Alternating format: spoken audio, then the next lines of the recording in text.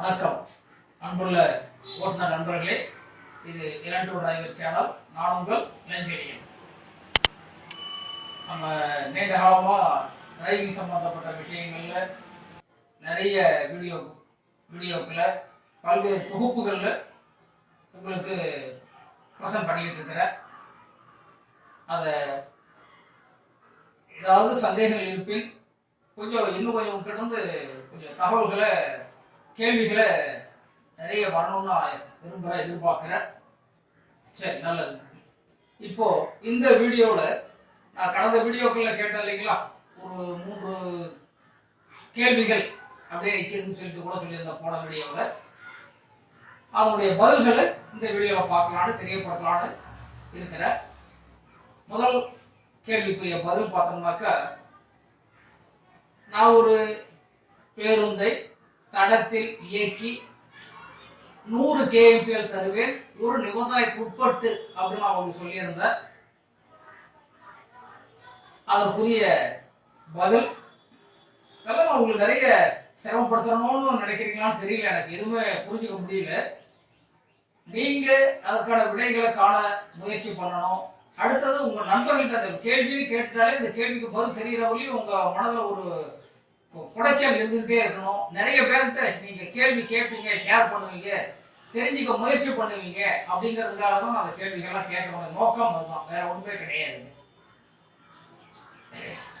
எந்த விஷயம் எடுத்தாலும் ஏன், எதுக்கு, எப்படி அப்படின்ற ஒரு காரண காரியத்தை ஆராய்ந்து தெளிவடையணும். அதனுடைய ஆரிஜின், ஆரம்பம் வரலையும் அந்த வேர்னு சொல்லுவாங்க இல்லைங்களா, அது வரலையும் நீங்க போகணும். அப்போதான் ஒரு அதிகபட்சம் ஒரு தெளிவு கிடைக்கும். அதான் என்னுடைய நோக்கம், எதிர்பார்க்கறது அதுதான். சரி, இந்த 100 kmpl எப்படி அப்படி சாத்தியம் அப்படின்னு கேட்டோம்னாக்கா, நான் எப்படி கொடுப்பேன் கொஞ்சம் கேட்டீங்கன்னா கொஞ்சம் ஒரு மாதிரி தான் இருக்கும். பரவாயில்ல, ஈஸியாக எடுத்துங்க. பட் அதில் இருக்கிற விஷயம் உங்களுக்கு நீங்கள் புரிஞ்சுக்கணுன்றதாக தான் அந்த விதத்தில் நான் அந்த கேள்வியை உங்களுக்கு தெரியப்படுத்தியிருந்தேன். இப்போ ஒரு ஊட்டி, கொடைக்கானல் இது மாதிரி ஒரு மலைப்பகுதியில் ஒரு பேருந்து கொண்டாந்து என்கிட்ட ஒரு டிரைவர் கொடுத்துட்டாருனாக்கா, மேல இருந்து நான் கீழே இறங்கும் பொழுது பார்த்தீங்கன்னா துளி கூட டீசலே செலவாகும். அது அந்த மலைப்பகுதியில் வாகனம் ஓட்டுறவங்களுக்கு அது பேருந்து ஓட்டவும் நல்லா தெளிவாக தெரியும். ஏன்னா அடிக்கடி அவங்க டெய்லி தினசரி கேஎம்பியை பற்றி கணக்கெடு செய்ய வேண்டிய சூழ்நிலை இருக்கும் அவங்க இருக்கிற நிறுவனத்தில். லாரி டிரைவர்ஸ் அந்த அளவு அதிகமாக பார்க்க மாட்டாங்க. பட் இருந்தாலும் கொஞ்சம் தெரிஞ்சுக்கிங்க எல்லாருமே. கனரக வாகன ஓட்டுநர்கள் அந்த ஃபியூல் இன்ஜின் பம்பில் என்ன நடக்குது அப்படிங்கிறத ஒரு தெளிவு கிடைக்கணும் உங்களுக்கு. இப்போ மேல ஒரு ஓட்டுநர் எனக்கு பயணிகளோட பேருந்து கொண்டாந்து மேலே கொடுத்துட்டாருனாக்கா, மேலே வந்து நான் கீழே இறங்கினாக்கா, கியர்லேயே வந்தனாக்கா துளி கூட டீசலே செலவாகாது. இது முற்றிலும் உண்டு. ஊட்டி அதுபோல மலைப்பகுதியில் கீழே தரையில் சமதானத்திலிருந்து மேலே போகும்பொழுது பார்த்தீங்கன்னா ஒரு 20 to 25 லிட்டர் ஃபியூல் செலவாகும். அது அந்த தடத்துல அந்த ஏரியாவில் இயக்குகின்ற வாகன ஓட்டுநர்களுக்கு நல்ல தெளிவா தெரியும். மற்றவங்க அதை கொஞ்சம் தெரிஞ்சுக்க முயற்சி பண்ணுங்க, நான் சொல்றதுல எந்த அளவு உண்மை இருக்குன்னு. அதே மேல வந்து கீழே இறங்கும்போது பாத்தீங்கன்னா ஒரு 2 லிட்டர் தான் செலவாகும், இல்லை 3 லிட்டர் தான் செலவாகும். எப்படி செலவே ஆகாதுங்க, அந்த 2 லிட்டர் 3 லிட்டர் கூட ஏன் செலவு ஆகுது அப்படின்னு உங்க மனதில் ஒரு கேள்வி வருது.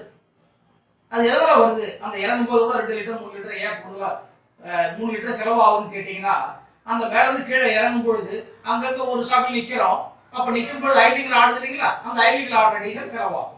அடுத்தது ஒரு வருகின்ற போகின்ற வாகனங்களுக்கு ஒரு ஓரம் ஒதுங்கி நிற்கிறதுக்கு உள்ளதெல்லாம் இருக்கு இல்லைங்களா, அந்த ஐடியில் நிற்குது இல்லைங்களா, அப்ப நிற்கும் பொழுது கண்டிப்பா செலவாகும். நம்ம கியர்லயே மேல வந்து கியர்லயே கண்டினியூஸா தொடர்ந்து கீழே தரையில வரும் பொழுது துளி கூட ஃப்ரீயா செலவாகும். அப்போ என்னுடைய கேஎம்பி என்னங்க, நான் சொன்ன கேள்வியினுடைய அர்த்தம் புரியுதுங்களா? 100 kmpl எந்த ஒரு நிபந்தனைக்கு உட்பட்டு நான் சொல்லியிருந்தேன் இல்லைங்களா, அது இதான் நிபந்தனை. இப்போ ஒரு புரிஞ்சிருக்குன்னு நினைக்கிறேன். இது எதுக்காக நான் உங்களுக்கு தெரியப்படுத்த ஒரு கேள்வியை கேட்டு உங்க மனதில் ஒரு ஆர்வத்தை தூண்டுறன்னு கேட்டீங்கன்னா, அந்த செலவில்லாத இயக்கம் அதுக்கான பதிலை அடுத்து சொல்றேன். அந்த செலவில்லாத இயக்கத்தை நீங்க நிறைய எடுத்துக்கணும். ஏன்னா நிறைய டிரைவர்கிட்ட ரன்னிங்ல போகும்பொழுது நியூட்டன் தட்டி விடுற பழக்கம் வருது இல்லைங்களா, நியூட்டன் போயிட்டாக்க செலவு இல்லை, நம்ம டீசல் மிச்சப்படுத்தணும்ன்ற ஒரு அறியாமையில இன்னும் இருக்கிறாங்க இல்லைங்களா. அது போக வைக்கணுன்றதுக்காக தான் நான் கொஞ்சம் திரும்ப அதை வலியுறுத்தி சொன்னேன், வேற ஒன்றும் கிடையாது. அப்போ அந்த செலவில்லாத இயக்கத்தை நம்ம நிறைய எடுக்கணும்னா மேல இருந்து கீழே இறங்கும் போது மட்டும்தான் கிடையாது. நீங்க ஹைவேஸ்ல வண்டி ஓட்டிட்டு போகும்பொழுது எங்கெங்கெல்லாம் தொலைவில் ஒரு இடையூறு தெரியுதா, இங்க ஆக்சிடென்ட் பண்ண கால தளர்த்துறீங்க இல்லையா, கால தளர்த்துறீங்க, ஆக்சிடென்ட் கொடுக்கல, தளர்த்தா கொடுக்கலன்னு அர்த்தம், ரிலீஸ் பண்றீங்க. அப்போ கியர்லயே போயிட்டு இருக்கும் பொழுது துளி கூட ஃபியூலே செலவாகாது. அந்த இடையூறு விலகின பிறகு நம்ம லேசா ஆக்சிடென்ட் விடலாம், அப்பதான் செலவாகும். தொலைவில் ஒரு சிக்னல் வருது, சிக்னலை பார்த்த உடனே இங்க கியர் ஆக்சிடென்ட் பண்ணது கால தளர்த்திடணும், அப்போ செலவில்லாத இயக்கம். ஒரு தொலைவில் உங்களுக்கு வளைவு தெரியுது, அப்போ நம்ம கால ஆக்சிடென்ட் பண்ணது கால தளர்த்திடலாம், அப்போ கியர்லயே போகுதுங்களா, அதெல்லாம் செலவில்லாத இயக்கம். ஒரு சில டிரைவர்கள் அந்த சிக்னல் வரும்பொழுது ஆனால் ஒரு ஸ்டாப்பிங் வருது, தொலைவில் வந்து இடையூறு வண்டி நேரம் நிற்குது, நல்ல வேகத்தில் வந்து டிரைவர் தொலைவில் ஒரு இடையூறை பார்த்த உடனே கியர் தட்டி விடுறாங்க இல்லையா, அது 100% தவறான ஒரு செயல். அந்த செயல் மாற்றப்படணும், நீக்கப்படணும். நல்ல மனதில் உறுதியாக வலுவா வச்சுக்கணும். கியர்லயே போச்சுன்னா துளி கூட செலவாகாது. அது இறக்கம்தான் கிடையாது, சமதளமா இருந்தாலும் கிடைக்கும். அந்த பலனை நீங்க நிறைய எவ்வளவு எடுக்கிறீங்களோ உங்க கேஎம்பிஎல் உயர்ந்து கொண்டே போகும். அதனாலதான் கேஎம்பிஎல் கொடுக்கறதுக்கு முடிவே கிடையாது, எவ்வளவு வேணாலும் கொடுக்கலாம் அப்படின்னு நான் திரும்ப வலியுறுத்தி சொல்றது காரணம் அதுதான். இந்த செலவில்லாத இயக்கம் கியர்லயே போகணும், நியூட்டன் தட்டி விடக்கூடாது. கியர்லயே போச்சுன்னா ஆக்சிடென்ட் உட்காம எந்த கியர்ல போனாலும் சரி, டாப் கியர்ல போனாலும் சரி, 4வது கியர்ல போனாலும் சரி, 3வது கியர்ல போனாலும் சரி, கியர்லயே போச்சுன்னா செலவில்லாத இயக்கம். அதை புரிஞ்சுக்கிங்க. அடுத்து அது எப்படி சாத்தியம்? அந்த கியர்லயே போச்சுன்னா இப்போ தொலைவில் ஒரு ஸ்டாப்பிங் வருது, அல்ல ஒரு சிக்னல் வருது, இங்க ஆக்சிடென்ட் கால் எடுத்தது இல்லைங்களா, அப்போ கியர்லயே தான் போகுது, ஒரு 100 அடி 200 அடி போயிட்டே இருக்கு. அப்போ செலவு ஆகாதுன்னு சொல்றோம். அது எப்படி சாத்தியம்? என்ஜின் இயங்குதே அப்படின்னு உங்க மனதில் ஒரு கேள்வி வருது. அதுக்கு கொஞ்சம் சொல்ற, கொஞ்சம் டெக்னிக்கலான சப்ஜெக்ட் தான், இருந்தாலும் டிரைவருக்கு புரியறதுக்காக, ஒரு ஹோட்டலுக்கு புரிஞ்சுக்கிறதுக்காக கொஞ்சம் மேலோட்டமா நான் சொல்லிடுறேன். நம்ம ஆக்சிடென்ட் பெடல் அழுத்தினா இன்ஜின் ரேஸ் ஆகுதுங்களா, வண்டி வேகம் கொடுத்துருங்களா, அப்ப ஆக்சிடென்ட் பெடல் அழுத்தினா என்ன நடக்குது, இங்க ஒரு rod 2 ball joint, accident pedal அழுத்தினா இந்த ராடை தள்ளுது, இந்த ராடு நீட்டு ராடை தள்ளுது, நீட்டு ராடு அங்க கடைசிக்கிற ஒரு யோக்கு தள்ளுது, அந்த யோக்கு அந்த ஷாப்டை திரும்புது, பின்னாடிக்கிற ஷாப்ட் திரும்பும்போது அந்த பக்கம் ஒரு லீவர் இழுக்குது, பம்ப்ல இருந்து வரக்கூடிய ராடு இழுக்குது, பம்ப்ல இருக்கிற லீவர் இழுக்குது, பம்புக்குள்ள ஃபியூல் இன்ஜெக்ஷன் பம்புன்னு சொல்றீங்களா, அந்த பம்புக்குள்ள ஒரு கண்ட்ரோல் ரேக் இருக்கும், அந்த கண்ட்ரோல் ரேக் இழுக்குது. அப்ப கண்ட்ரோல் ரேக் இழுக்கப்படும் போது என்ன நடக்கும்னு கேட்டீங்கன்னா, அந்த டூத் குவாட்ரன் சொல்லுவாங்க, அந்த டூத் குவாட்ரன் மூலமா ஒவ்வொரு fuel injection pump, inline fuel injection பம்ப்னு சொல்றோம் இல்லையா, அதுக்குள்ள பாத்தீங்கன்னா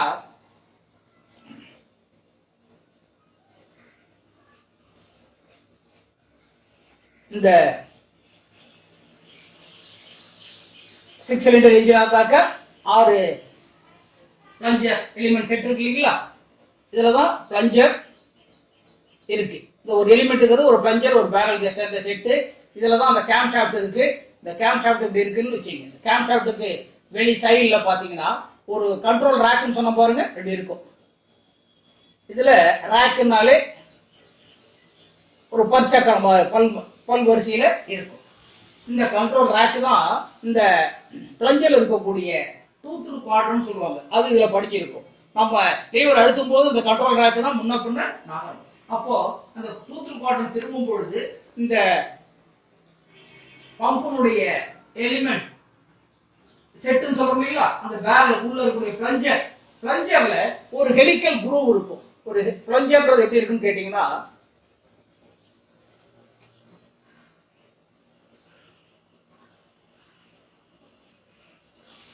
இப்படி இருக்கும். இதுலதான் அந்த டூத் குவாட்ரன், இதுலதான் அந்த கண்ட்ரோல் ரேக்கு இந்த எலிமெண்ட்டை திருப்புறது கொள்றது, இந்த பிளஞ்சரை திருப்புற வேலையை செய்யுது.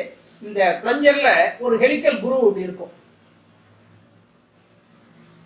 இப்போ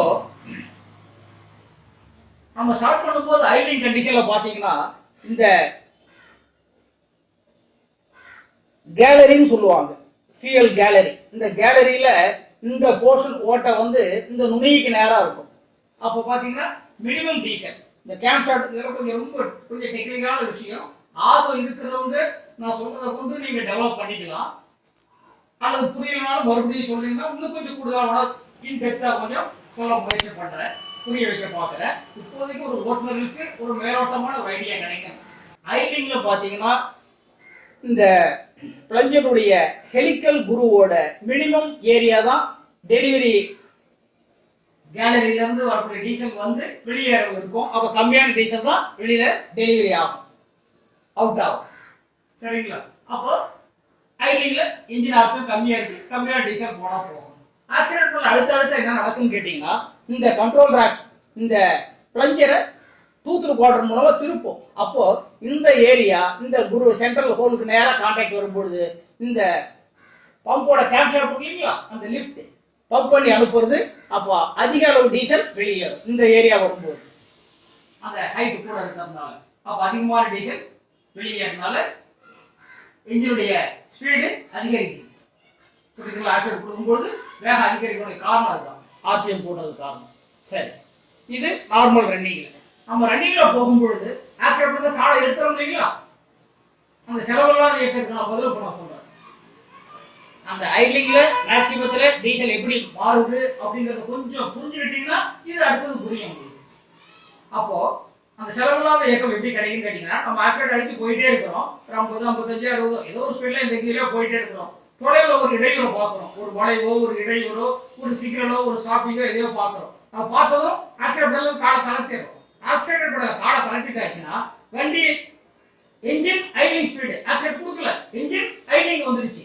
ஆனா அப்போ என்ன நடக்குதுன்னு கேட்டீங்கன்னா, அந்த வண்டி வர உந்து விசை இருக்குங்களா, மொமெண்ட் ஆஃப் இனர்ஷியா, அப்போ அந்த வீல்ல சக்கரம் வரக்கூடிய அந்த சுழற்சி உந்து விசையிலேயே என்ன பண்ணுது, அந்த சக்கர சுழற்சியில இருந்து அப்படியே ரிவர்ஸ்ல ஆக்சிடென்ட் கொடுக்கும் போது என்ஜின்ல இருந்து உருவாகிற சக்தி தான் எடுக்க போகுது, அப் டு வீல் வரையும் போகுது.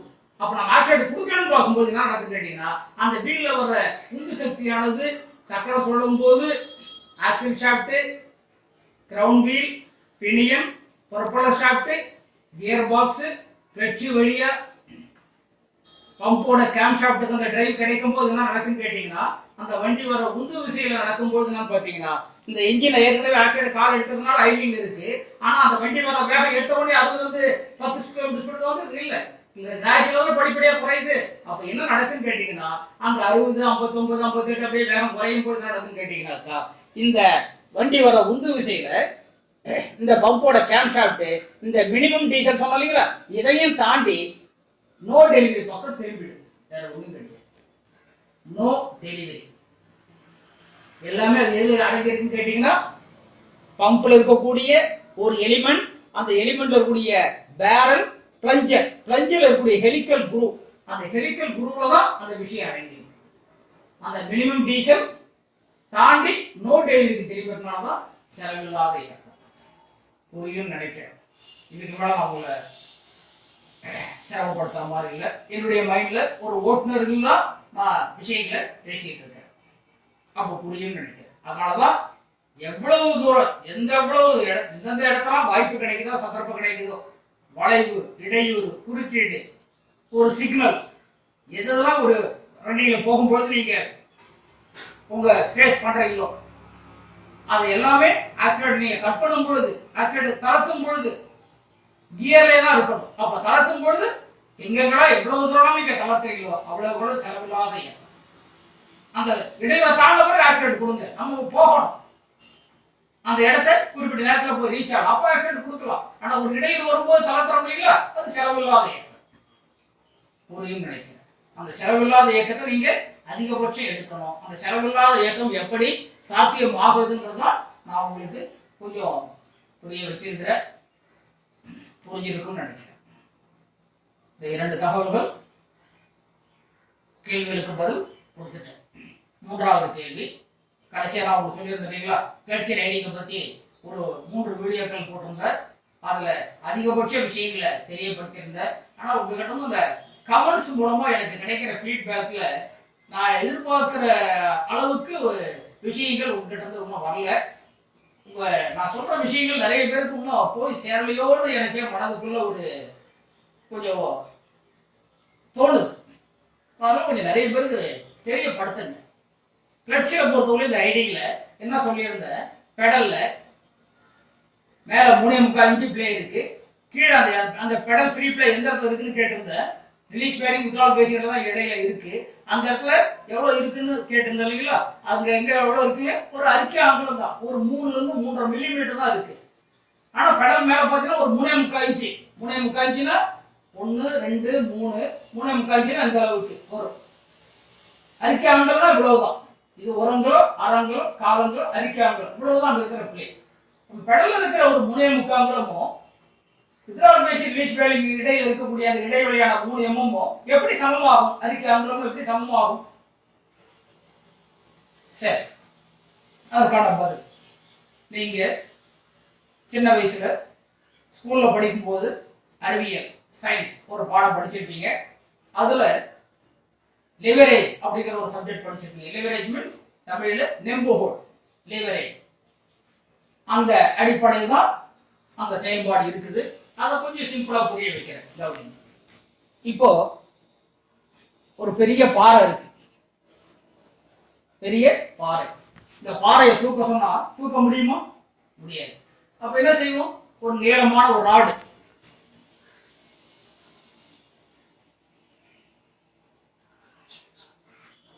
இந்த இடத்துல ஒரு ஆப்பு வச்சு இந்த ராடை இப்படி அழுத்தும் பொழுது இந்த பாறை லிஃப்ட் ஆகும், தூக்கம். இதுதான் அந்த நெம்புகோல். அதாவது இதுல இருந்து இது வரலையும் திறன் போயும், இதுல இருந்து இது வரலையும் பலு போயும். அதாவது எஃபர்ட் ஆஃப் லோட் ஆஃப் அப்படின்னு சொல்லுவாங்க. இந்த பிரின்சிபல் தான் அங்க இருக்கு. நம்ம தனியா பாறை தூக்க சொன்னா தூக்க முடியல. அதே நபர் ஒரு நீளமான ஒரு ராடு கொடுத்து கடப்பாறை கொடுத்து கீழே அழுத்தும் பொழுது, ஒரு ஆப்பு வச்சு அழுத்தும் பொழுது இந்த கல் உயர்த்தப்படுது. எப்படி சாத்தியமாகுதுன்றதுதான் லிவரேஜ், நெம்புகோல் தத்துவம். சரி, இப்போ நம்ம இடத்துல அது எப்படி அந்த கிளர்ச்சி 3.25 அரிக்காங்கலமும் சமமாக்கப்படுதுன்னு கேட்டீங்களா? அதற்குரிய பதில் இந்த கிளர்ச்சி ஷாப்ட், இந்த கிளர்ச்சி பெடல் வருது இல்லைங்களா, அதனுடைய ராடு இந்த இடத்துல ஒரு கிளட்சி ஷாஃப்ட் இருக்குன்னு சொன்னேன்.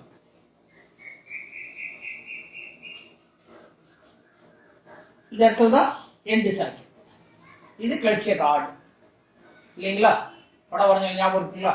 இந்த கிளட்சி ஷாஃப்ட் பார்த்தீங்கன்னா இதுல இருந்து இது வரையும் லாங்கா இருக்கும், இதுல இருந்து இது வரையும் ஷார்ட்டா இருக்கும். இதுதான் இந்த திறன் புயம், இது பலு புயம். அடுத்த இன்னொரு இடத்துல எங்க இருக்குன்னு கேட்டீங்கன்னா, இந்த ரிலீஸ் பேரிங் ஃபோர்க் இங்க வருது இல்லைங்களா? இந்த ரிலீஸ் பேரிங் ஃபோர்க்கு இந்த இடத்துல ரிலீஸ் பேரிங் இங்க இருக்கு. இது குட்டி ஃபேசிங், வித்ரால் ஃபேசிங். இப்போ இதுல இருந்து இந்த ரிலீஸ் பேரிங் ஃபோர்க்கு பார்த்தீங்கன்னா இங்க இருந்து இது வரையும் லாங்கா இருக்கும், இதுல இருந்து இந்த சென்டர் வரையும் பார்த்தா ஷார்ட்டா இருக்கும். அதுதான் அங்க லிவரே. கொஞ்சம் புரியும் நினைக்கிறேன். வேற ஒரு சின்ன உதாரணம் தான் சொல்றேன். மேல இருக்கிற 3.25 கீழே இருக்கிற 3 எப்படி சமமாகும். இப்போ இது ஒரு ராடு வச்சு ராடோட சென்டர்ல இப்படி ஃபால்கரம் பிவோட் பண்ணிட்டேன். இப்போ இந்த எண்டு இந்த நுனியில எவ்வளவு தூரம் கீழே அழுத்தணும் அதே அளவு இந்த பக்கம் மேல சமமா உயரும். இங்க கீழே எவ்வளவு தூரம் கீழே அழுத்தோ அதே டிஸ்டன்ஸ் தான் இந்த பக்கம் மேல உயர்த்தப்படும் சென்டரா இருந்தா. சரிதானே? இப்போ பாருங்க, நான் அந்த சென்டர் பாயிண்ட்டை இந்த கடைசியில கொண்டு போயிட்டேன். பிவோட்னு சொல்லுவாங்க இல்லையா, ஆதாரதானம். அந்த புள்ளிய இந்த மையத்துல இருந்து இந்த பக்கம் கொண்டு போயிட்டேன். இப்போ இந்த ராடை இங்க அழுத்துறேன். இங்க எவ்வளவு அதிகமா மூவ் ஆகுது, இங்க எவ்வளவு கம்மியா உயருதுன்னு பாருங்க. புரியுதுங்களா? இதுதான் இந்த இடத்துல இருக்கக்கூடிய விஷயம். இந்த கிளட்சி ஷாஃப்ட்ல இந்த எண்டுல இருந்து இந்த எண்டு வரையும் இருக்கிற டிஸ்டன்ஸ் அதிகம், இதுல இருந்து இந்த சென்டர் வரையும் இருக்கிற தூரம் குறைவு. அடுத்தது ரிலீஸ் பேரிங் ஃபோர்க் இருக்குங்களா, இதுல இருந்து இது வரையும் இருக்கிற தூரம் அதிகம், இதுல இருந்து இது வரையும் இருக்கிற டிஸ்டன்ஸ் கம்மி. அதுதான் இந்த லிவரேஜ் பிரின்சிபல். தான் இந்த பெடல்ல இருக்கிற ஃப்ரீ பிளே 3.25 இன்ச்சும் இந்த ரிலீஸ் பேரிங் இடையில இருக்கிற கேப் 65 இன்ச்சும் சமமாக்கப்படுகிறது. புரியும் நினைக்கிறேன். தெரியப்படுத்துறது கடந்த வீடியோக்களை கேட்ட கேள்விகளுக்குரிய முதல்ல தெரியப்படுத்திட்டேன். உங்களுக்கு புரிஞ்சிருக்கும் நம்புறேன். மேலும் ஏதாவது சந்தேகங்கள் இருக்கு நீங்க கொஞ்சம் கேளுங்க என்கிட்ட. அதுக்கான விளக்கத்தை மறுபடியும் தேவைப்பட்டால் தெரியப்படுத்துறேன். இப்போ நான் அதிகபட்ச வீடியோக்கள் மூலம் விஷயங்களை தெரியப்படுத்திட்டேன். இன்னும் ஒரு சில வீடியோக்கள் தான் போட இருக்கிறேன்.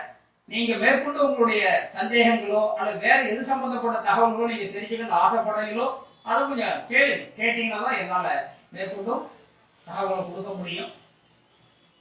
முடிந்தவரையும் வீடியோக்களை தெரிந்து கொண்ட தகவல்களை சக தோழர்கள் ஓட்டுநர்களுக்கு தெரியப்படுத்துங்க. வீடியோஸை நிறைய பேருக்கு ஷேர் பண்ணுங்க. அதிகபட்சம் ஓட்டுநர்கள் இதை என்னுடைய வீடியோ தொகுப்புகளை பார்த்து பயனடையும். இதுதான் என்னுடைய விருப்பம். நன்றி, வணக்கம். நான் உங்கள் இளஞ்செழியன்.